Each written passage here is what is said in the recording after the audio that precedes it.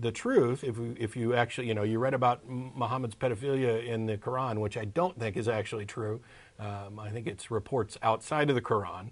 But if you actually read your Bible, you'll find that my statement about a band of marauding, murdering, raping, pillaging Jews is actually accurate and lauded in the Bible as this is what God wanted them to do because they were his chosen tribe and screw everybody else on the planet. They had it coming. When Moses sends people out to kill the Midianites and says, hey, kill them all, and the soldiers come back and they say, we killed all the men, but we brought the women and children. And Moses says, what the hell's wrong with you? Are you trying to make God mad? Kill all the women, kill all the young boys, but keep all the young virgin girls for yourself. That's what your holy book says. That's the book that you're getting your information about. And by the way, your book doesn't say anything about the age of the earth or geology or anything like that. That's all interpolation by somebody counting back all the generations that are listed in the book until they get to Adam, who by definition, by fiat from that book, is the first man. So therefore, that must have been the beginning, and that's 6,000 to 10,000 years ago. Fortunately, not everybody who buys into your religion buys into it as much as you have. But we got Eric in Bloomington. Oh, hi. It's Derek, actually. Derek. Good Hi, to be on Derek. the show. Hi. I don't know how much you guys know about the Sunday school version of the founding of the Mormon Church. Next to nothing. Okay, well, the story goes, and this is, again, the Sunday school version, is that Joseph Smith, as a young man, was in upstate New York, and there was it was a time of lots of revivals and lots of new Christian sects popping up all over the place, and he didn't know which one to join. So he prayed to God, and he said, which of these is the right one? And God evidently said, none of them. And so he said that we're going to found a new church, and he sent the angel Moroni, who led Joseph Smith to these golden plates. Hey, Derek? Yes? I'm sorry. I apologize for interrupting. I'm passingly familiar with the origins of the Mormon religion. I thought you were mentioning something specific about Mormon Sunday school. Yeah, well, this is just the Sunday school version. I'm sorry, it was. Oh, okay. I had a hard time hearing when they asked me what topic I was calling in on. But this is just the summary.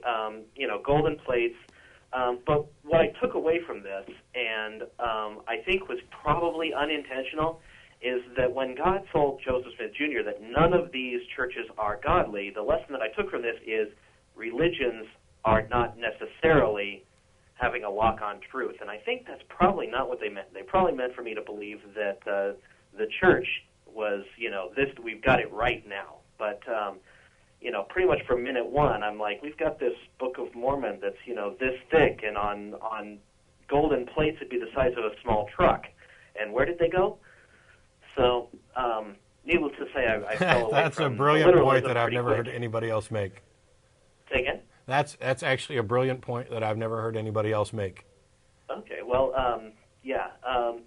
And I actually wasn't a member of the Mormon Church. It was the Reorganized Church of Latter-day Saints, which is now called Community of Christ, because no, we're not the Mormons, just got too long-winded. I really what it is. They say it's not, but, I haven't been a member of the church in a long time. And one of the other reasons that I'm calling is the Community of Christ landed itself in the news a couple of weeks back, and I actually emailed you, Matt, about this, and you shot me a quick note back, which I really appreciated. But ever since, to make a long story short, there were some lay ministers in the church, a grandfather and three of his kids. The church didn't get itself in trouble. No, the church did not. A particular lay minister committed some atrocities, and it's not in any way tied to the church. It's not like the church endorses,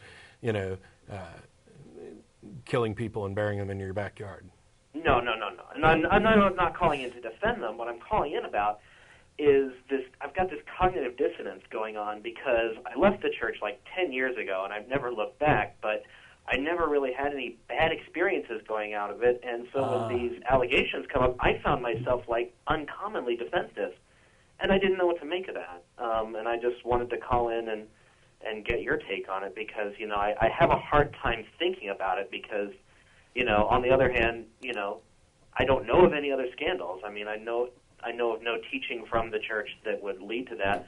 But on the other hand, it's like you were telling the last caller, or the first caller rather, that when you have, a religion and you have bad people in the religion, the fact that they were lay ministers, to what degree did that give them deflection of suspicion? Yeah. And I don't think that there's anything to worry about. I mean, you mentioned being a little concerned that you were defensive. You weren't necessarily defensive of the church. You were defensive of the truth. That's fine. Mm-hmm. That's fine. It's a matter of fact, it's laudable. It's something that we should all engage in, and that is that, it often, especially in the news reports and things, things get blown out of proportion, and there are a number of fallacies where one thing is linked to another that is irrelevant. You hear about, for example, a woman was robbed today at the corner of 35th and Martin Luther King Boulevard, and the defendant or the suspect was black. Okay, well, thanks. I mean, maybe that's something you could include in the police report, but by and large, that type of thing is because of a stereotype and portrays a stereotype. The assumptions along those lines. So when we hear about a church has gotten itself in trouble, those of us remotely connected to the Mormon Church, those of us who have been involved, and those people who care about the truth are reasonably defensive in saying, okay, there's a difference between what these individuals did and what the religion does. Until you can draw a causal link between the two, it's not really worth mentioning. Apart from the point that you made about diverting suspicion, that the church protected them. There's a difference. There's a difference between, for example, the Catholic Church actively shuffling pedophile priests around and helping them avoid prosecution. It isn't the behavior of the priests that is a problem of the church. It is the church's reaction to the behavior of those priests that's a problem with the church. The sheltering. But from what I understand, I have nothing to add. The local administration kind of threw them under the bus, as well they should have. Yeah. And as a reminder, thanks for calling, Derek. I'm going to move on to another call real quick. But as a reminder, thanks for taking my call. Anybody who's interested in learning more about Mormon religion, David Kent did a special episode. Do we know the number of that episode? No, but it's several years, 4 years ago or so. There were 3 people up here, and David Kent was one of them. And I would recommend Under the Banner of Heaven by David Krakauer, I believe, is an excellent examination of the fundamentalist strain of Mormonism and Mormonism in general. Okay. We've got Joe in Montreal. Hi, how you doing, guys? Good, how are you? Dave. Good. Just want to say I love what you guys do. It's my first time watching the show live, but it's great. Thanks. I'm calling because, my wife and I have been struggling with something recently. We lost our faith about within the last 4 years. And we came up in really religious families, really involved Christians. And, we all looked at our parents as heroes.